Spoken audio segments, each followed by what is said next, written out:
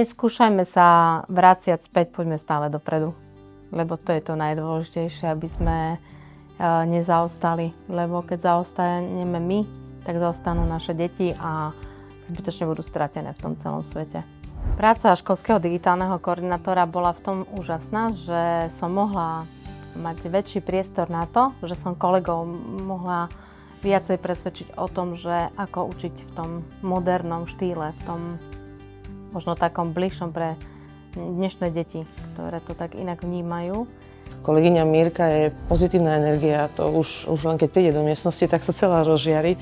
A ešte keď prichádzala s tými novými informáciami, ktoré boli, a tým, že niekedy dlho pracujeme na tom našom mieste, takže tie všetky slovíčka, rady alebo tie správne kliky na počítačových klávesniciach nám urobilo to, že aspoň mne osobne trošku zjednodušilo tú výučbu.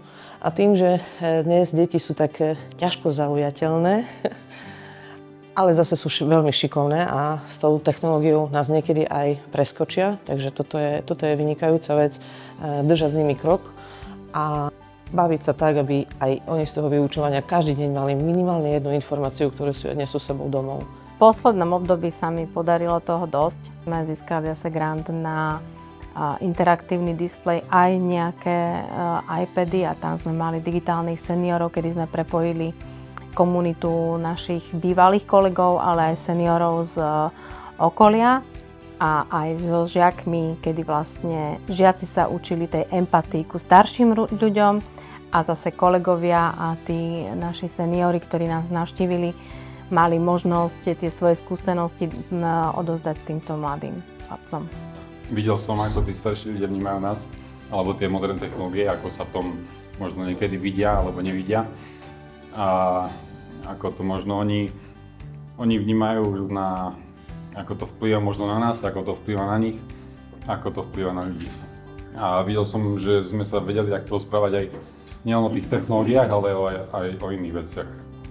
Mojím takým snom bolo vytvoriť nejakú takú oddychovú miestnosť, takú ich detskú izbu v škole, študovňu. Nazvali si to chlapci Recharge, čiže to bolo ako prvé.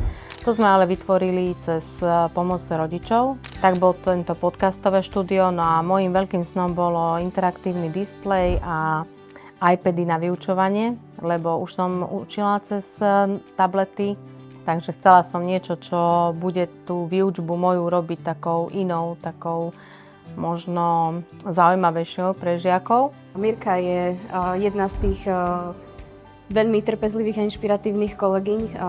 Ja ako mladá ešte stále sa považujem za začínajúcu učiteľku, tak myslím si, že od nej môžem čerpať veľa. Aj čo sa týka digitálnych technológií na využívanie. Určite v dnešnej dobe treba sledovať technológie, treba hľadať tie pozitíva.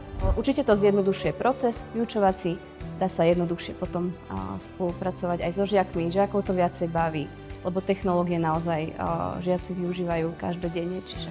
Som učiteľ, ktorý aj dovolí AI, ale budem rada, keď aj zabudnú a zahrajú karty alebo človeče alebo čokoľvek iné, kde trošku sa prejavia bez tých sietí, bez toho internetu.